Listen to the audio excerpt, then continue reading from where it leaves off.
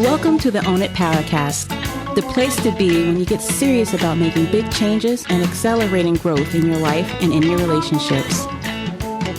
Finally create the life you've always wanted, living life on your own terms. Learn how to take your fear and turn it into powerful choices that will create sustained change. Now your host, Mary Baker. Hey everyone, welcome back to the Own It Powercast, the place to come to get what you need to move yourself forward. Hey, it's Mary Baker and welcome to episode 330, the real costs of being around emotionally unhealthy people. Well, all month, if you've been with us, you know we've been talking all about the importance of healthy support, community, mirroring, all the great things. And today I want to talk about something that, yes, I talk about in many different ways over the episodes, is about environments and healthy people versus unhealthy people, healthy situations versus unhealthy situations, because I really do think it makes all the difference and we need to pay attention to this. And a lot of times when we are used to, acclimated to a certain environment, we may not think there's anything wrong with it. But before we get all into that, I want to give a big shout out to those of you doing the course, the Find Your Voice course. To watch you guys grow has been so amazing to me and continues to teach me so much about healthy support and healthy community and why we need third spaces like that one to focus in on what we're struggling with, what we're working on to get better at, and to feel the love and support and the loving accountability around making better choices for ourselves. Because we need the experience of other people and healthy relationships or healthy enough relationships in order to do the change. So if you want to be a part of that, look in the show notes. There's a direct link. So there's online learning, plus the best part is the online group, because that's where you can get support. You can watch other people grow, learn from them, and they can help you. And I'm in there too. Check that out. Reach out if you have any questions around that. All right, so let's get into it. Well, let's start by talking about how one of the hardest truths I think to accept is the fact that the people around us shape us far more than we realize or probably want to admit. Not just our choices, our mindset, or our motivation, because I think we hear a lot about that, but our nervous systems, our confidence, our clarity, our ability to stay grounded, to feel safe, to feel both physically and emotionally and psychologically safe. It affects even how much we trust ourselves. And that is why I'm so adamant about who you put around you and what you subject yourself to. Because whether we realize it or not, we adapt to the emotional environments we spend the most time in. We're the frog in warm water. And if you've been trying to grow while surrounded by, let's say, emotionally immature, maybe reactive, manipulative, chaotic, or chronically negative people, well, there's a really good chance that your environment is just quietly exhausting you more than you even know. I was just subjected to some of that this morning. And it was very interesting to also be outside of myself and notice just how unsafe and toxic this person was being. Of course, until I set boundaries around it. But it's really nasty stuff and we have to be very careful. Okay. So let's talk about how we become what we're around. So most people think identity is formed only by our personal choices or our personality, and those are big pieces, but it's also shaped by environment, especially our emotional environment. And a lot of this you already know, and if you know, that's fine. Hopefully I'm reminding you and having you take a look around you today. So even though you may know this stuff technically, I want you to look around you today and what changes might you want to make. So the people around us influence, like I just said, how safe we feel expressing ourselves, whether we trust our thoughts or feelings, literally, because if you're around unhealthy people, they can't help you do that. In fact, they're probably going to try to do everything but help you do that because it doesn't serve them. And that's a whole nother episode. It influences how much space we take up. Do we bring our voice into the room? How we communicate? Like, do we walk on eggshells? Or are we just direct and honest?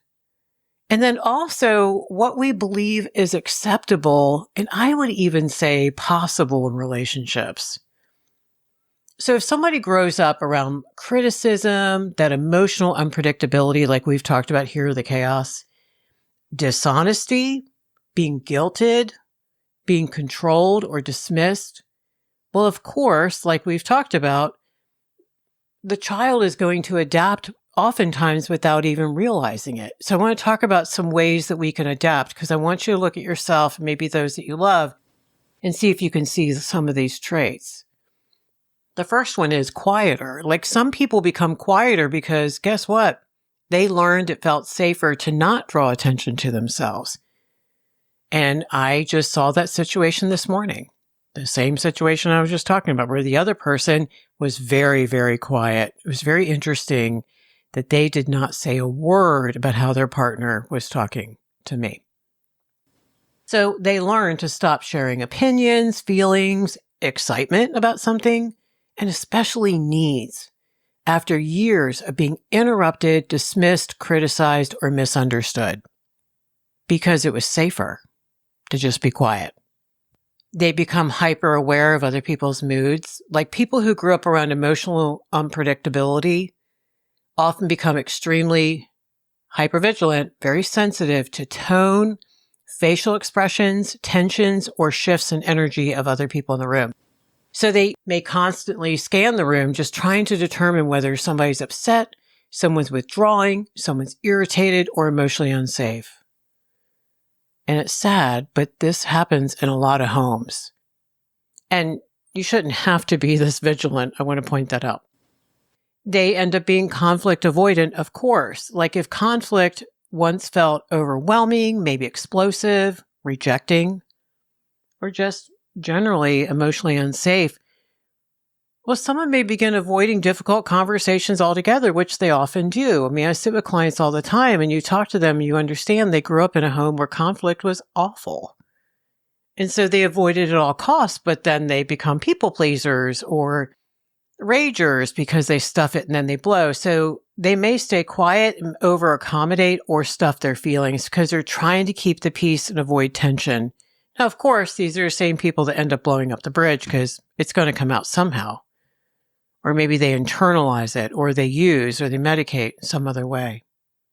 Another thing you can do is become overly responsible. So some people learned early on that they need to manage other people's feelings. They need to solve all the problems. They need to keep things stable. They need to hold everything together. And that's heartbreaking to imagine a child taking that on, right? And if you had to take that on, I am so sorry. That was not your fault. You should never have had to take on an adult role in your family. And when you become an adult, this can really look like a lot of overfunctioning. Difficulty relaxing, can't sit still, you take on too much, you pile on, you feel so responsible for everyone else's feelings and needs and choices and behaviors. Because that's what you learned growing up. Hand in hand with that is being emotionally guarded. So when vulnerability has led to hurt and rejection, like embarrassment or disappointment, we've talked here on the show often about how people learn how to protect themselves by becoming more emotionally closed off. And it makes sense. So they really struggle to fully open up, to really ask for support, to really trust trustworthy people, or even let people see what's going on inside, really, emotionally. They may intellectualize it or rationalize it, but letting people in emotionally is a different deal. And then they become, of course, disconnected from their own needs. And they learn how to survive by focusing on other people's emotions and expectations and reactions. But when we're doing that, we slowly, of course, lose touch with what we think, feel, want, or need. because you got to pick one. And so they're going to have difficulty making decisions, a hard time setting boundaries, and eventually even identifying what would really feel good or supportive. Like that has to come later when people start working on this. So, over time, all these adaptations, they stop feeling like just coping skills and they start feeling like who we are, like literally our identity. But many, many times, and I would say most of the time, they're actually just reflections of the environment that someone had to survive in. Not live and thrive, survive. And then our nervous systems adapt to our environment. Our nervous systems are constantly reading the environment for cues of safety or danger. And not just physical danger, but emotional danger too. Things like tension in someone's tone when they're talking to you, unpredictability, criticism, emotional withdrawal, especially after you have set a boundary or asked for something that you need, passive-aggressive behavior, because guys, it's toxic and not safe, inconsistency, where someone is in a great mood 5 minutes and then 5 minutes later they're in a horrible mood. So there aren't healthy transitions. And you never know what you're going to get. And so there's a lot of volatility. You don't know what people's moods or behaviors are going to be. So the body learns from that repeated exposure. And so if someone spends years around emotional instability, well, unfortunately, their nervous system may begin living in a low-level state of vigilance. Always scanning, always preparing, always bracing. And you don't even know you're doing that. You don't even know you're clenching, breathing shallow because it's become so normal. And so this can also look like anxiety in all its forms, a lot of overthinking, obviously difficulty relaxing, but also people pleasing to be safe, and emotional exhaustion. Like someone shared with me today how they were in such a toxic situation for a couple of hours. And she said, I was so tired. I'm like, of course you were. Your nervous system just went kaput, right? Couldn't handle it anymore. It looks like irritability. And again, trouble trusting yourself. And so the difficult part is that after a while, this starts to feel normal. Not healthy, but normal. And so essentially, you had to learn how to normalize dysfunction. And those two words should not be in the same sentence, really, but that's what happens. Because human beings adapt to what we experience repeatedly. And we've talked about that here before in good ways, like when you want to change, you just start doing habits and stacking them. And eventually you will become a different person a year from now. Well, same thing in reverse, right? Like if unhealthy dynamics happen often enough, they can begin to feel ordinary. Your brain's not seeing novelty. It's adapted instead. What are some things, though, that we normalize? And I want you to listen to these and see if any of them feel familiar to you, or you think of other ones I haven't thought of. The first one is being interrupted constantly. Like that's a boundary issue and a respect issue, and it causes a lot of stress. You don't feel like you can relax and just share and be heard and be listened to and be accepted. Not being listened to is another one. And that can take so many forms, but just ignored, gaslit out of your truth. People don't say anything at all. They just let it fall on the floor, or they try to talk you out of your truth.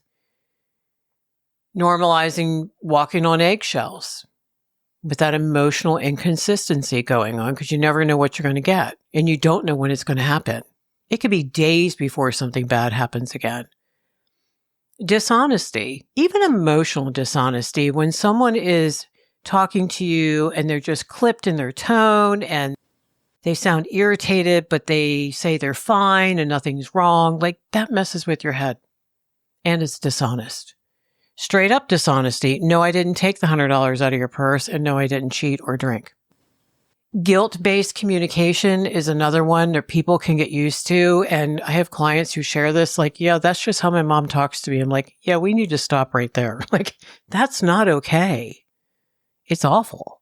Lack of accountability is another one. Well, that's just how they are. I can't count on them. I got to pick up the kids because I can't count on them getting to daycare on time. Like, just because it's normalized doesn't mean it's okay. But people do this because they're so afraid of blowing up the relationship, aka doing a bigger intervention, or maybe ending the relationship or changing the shape of the relationship.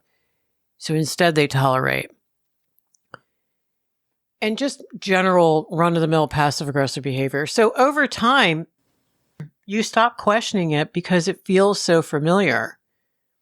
And familiar can feel deceptively comfortable, even when it's unhealthy. Like your nervous system is still not okay, but you've told yourself it's okay, logically.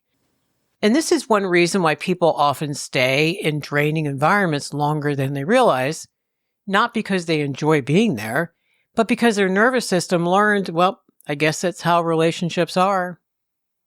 Which is why, side note, I see people leave toxic marriages and relationships and families after they've had exposure, repeated exposure for long enough time, like a couple months, to healthier people that are nice to them, people that don't interrupt them, people that have boundaries, people who treat them with acceptance and kindness. They get the new job. They get a new friend move in the neighborhood. Unfortunately, they step out of the relationship. Some coworker is really kind to them and listens to what they need. And then all of a sudden they have contrast. And now they can't unsee the contrast. Okay. But we still underestimate relational influence because a lot of people think, I should be strong enough to not let other people affect me. You hear that all the time. But here's the thing. No matter what we say to ourselves, relationships affect everyone. Everyone. We are all relational beings. And the people around us impact our stress levels, our nervous systems, because we co-regulate, our beliefs about ourselves, our emotional energy, our decision-making. We may not want to admit that, but that's true. Our motivation and our confidence. And we need to contrast healthy and unhealthy. Like emotionally healthy environments tend to create more calm, more emotional honesty, more honesty with ourselves, more clarity. You can think clearer, more emotional safety, and room for growth. So think about times where you felt that way. Where were you? Who was there or not? What was going on?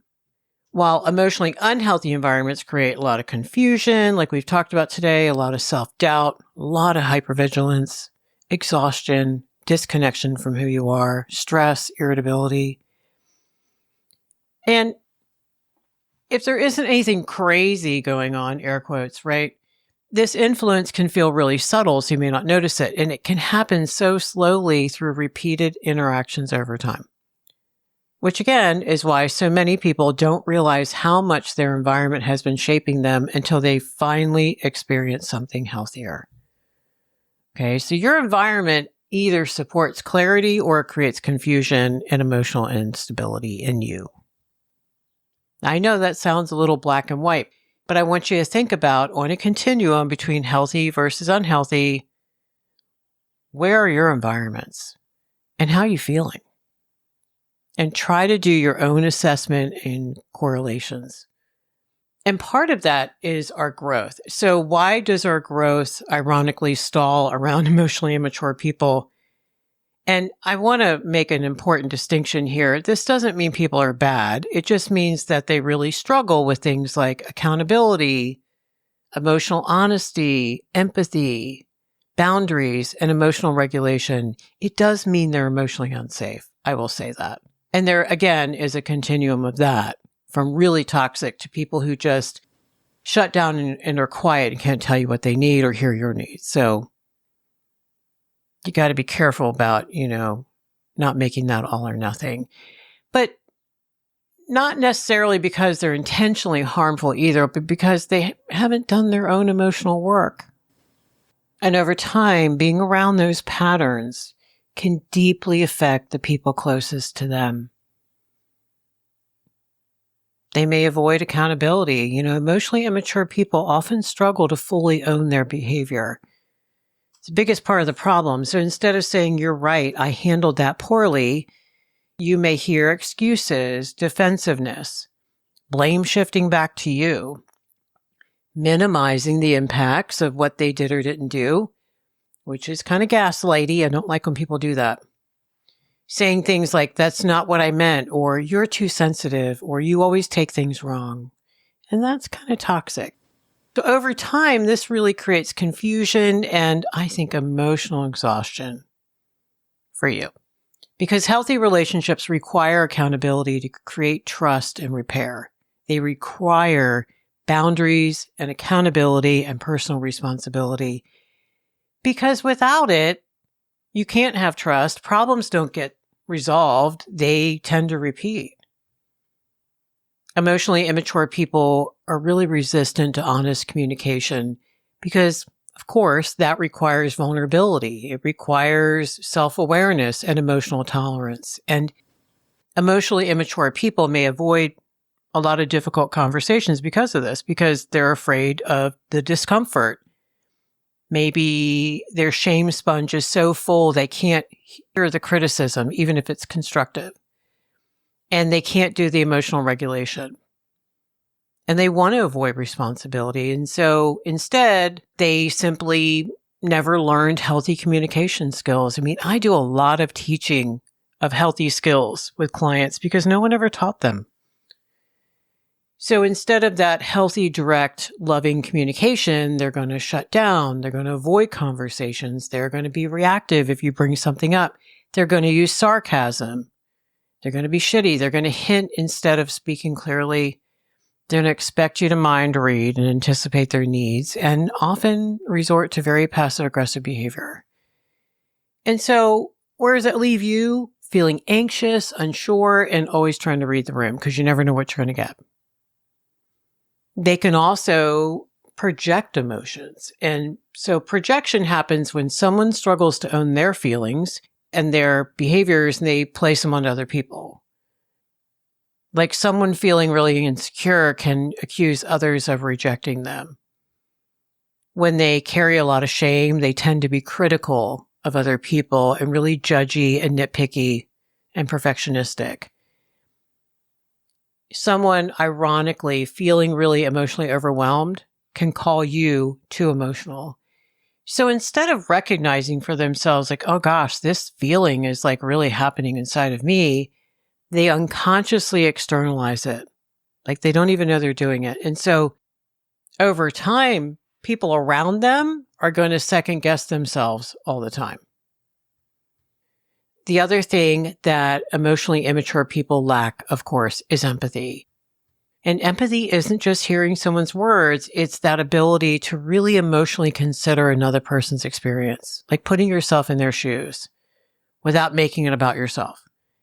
And immature people dismiss feelings. They get real defensive and they rush to fix feelings instead of listening. And they tend to invalidate your experience that they don't understand, or they don't want to understand because you're making them uncomfortable and they don't know how to just sit and hold the space for your discomfort. And so people around them just stop sharing because it doesn't feel emotionally safe. And then, of course, these people get mad because no one tells them anything. I heard that the other day. I'm like, well, let's talk about maybe why. And so they create all this emotional instability. People experience them as inconsistent. They have emotional highs and lows. They may suddenly withdraw. Their reactions are unpredictable. There's so much unresolved conflict because, again, we can't solve problems. And so people around them become hypervigilant. And you might be hypervigilant and not even notice it around some people. And the big thing they can do is push and punish boundaries because they see boundaries as rejection and control and criticism other than what they really are, which is healthy self-respect and healthy separateness.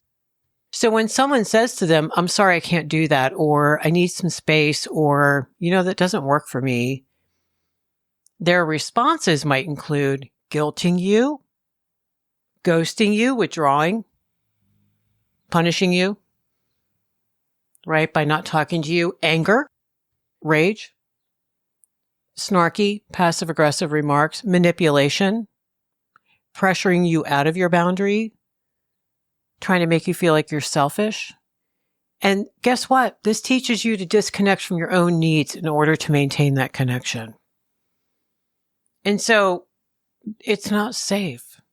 And so boundaries are not their friend, or so they think. And that's one thing that people have to learn when they need to grow up on the inside. It's all the boundary work, which is why when I work with anyone, we always work on boundaries, because you can't not work on boundaries and be okay. And so some of the subtle stuff is they will discourage your growth. And this is often done very invisibly because you don't really see it. Like most people aren't going to say, I don't want you to grow, because they don't want to be called out on that. Instead, they're going to act out because they're going to feel threatened when you start setting boundaries, becoming more confident, maybe communicating more honestly. Maybe you're changing some of your unhealthy patterns. You don't need their validation as much anymore. You start becoming more independent emotionally. They can feel that intuitively. So they're going to punish it because you're freaking them out. So you can see more sarcasm, criticism. I saw this happen in a family the other day. A lot of guilt, a lot of blaming for stuff that wasn't happening, or dismissiveness of achievements. Subtle undermining, lack of support, and the pressure just to stay the same. They want you to stay the same because they know damn well that if you outgrow, you're going to outgrow them. And a lot of this, guys, is not malicious, but it is fear-based. And it can have really bad effects. So your growth is going to challenge the whole emotional system they're comfortable with. And that is why environments matter so much. And that's why it's hard for you to become healthier in spaces that resist your growth. Okay. So let's talk about it before we leave today. I want you to think about these sentences and see if anything resonates. Notice if you feel drained after an interaction and what might be playing into that. Notice if you're rehearsing conversations in your head before you have to talk to that person. And what that means is you don't feel safe just to say what you need to say. Do you feel like you're constantly avoiding landmines and managing reactions and couching things a certain way, or leaving out pertinent info because you're afraid you can't tell them that? They'll lose it on you. And we're not supposed to have to do this. Notice if you feel guilty for having healthy needs or asking for something or wanting to say no. And then conversely, notice if you feel calmer away from certain people, like you actually feel relief and then you feel guilty feeling relief. Guys, that's because your nervous system is literally calmer. And I want you to think about that for a minute. Healthy people communicate directly with I statements, with emotional honesty. If you've been listening long enough, you know that. No you statements unless it's empathy based. And you statements can become really abusive. Healthy people own their mistakes. They're like, oh my gosh, I did not handle that well, and I can see how that really hurt you. Or I was really defensive earlier. I was really struggling. Can we try that again? They don't turn the conversation into blame and excuses and defensiveness. They work towards repair and they own their stuff. If you say, I'm sorry, I can't talk tonight, or I need some time to think about this, a healthy person, yes, of course, is going to feel disappointed, but they don't punish you. They don't guilt you, and they don't pressure you or manipulate you for having limits. They want you to feel safe with them, to share what's really hurting or what you need or that you disagree, because they're doing that. And they want to be able to do that with you. They want to be able to share their real self with you.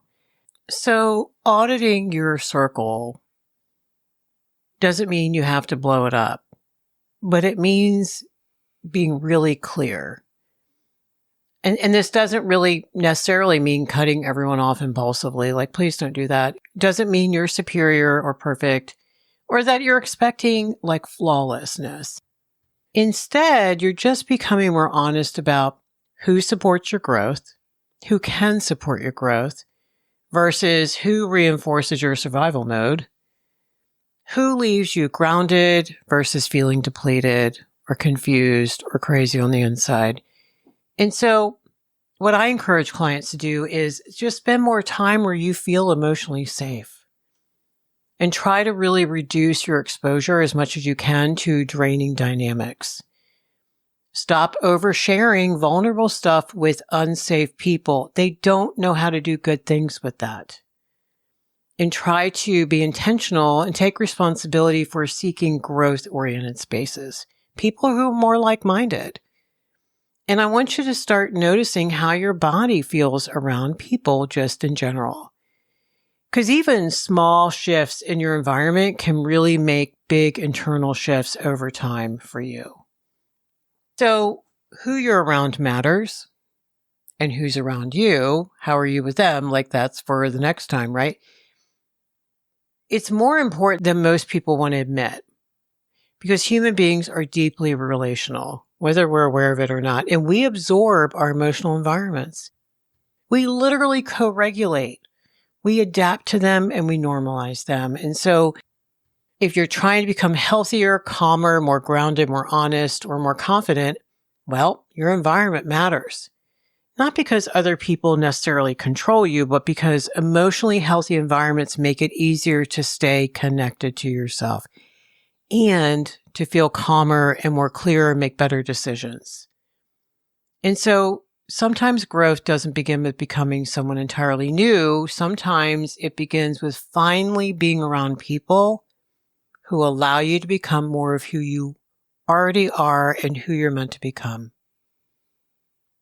So today we talked about how the people around us really shape us more than we realize, from our nervous systems to our confidence to our ability to grow. And we talked about why growth often stalls around emotionally immature, unhealthy people, because even when we genuinely want to change, those subtle relational patterns can pull us into that self-doubt and that anxiety and that survival mode.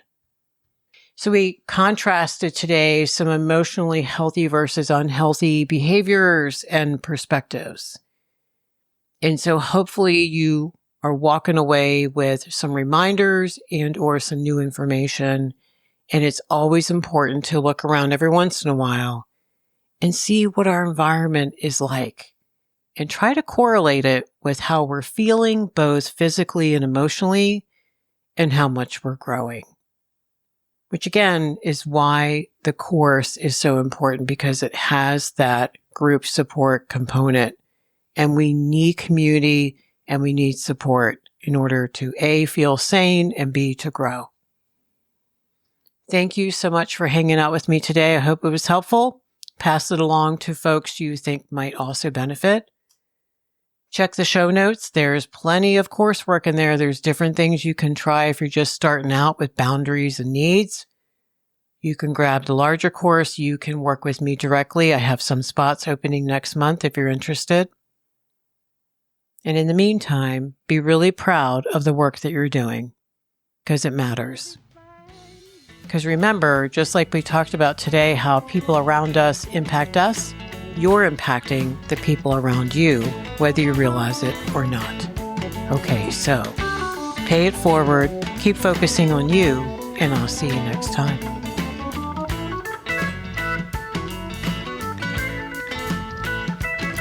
We hope you took away some useful insights and tools you can begin using right away. If you did, please leave a positive review and share on your social media. Because could you imagine if everyone in your life really got it together? Remember, own it now, so you can really own it later.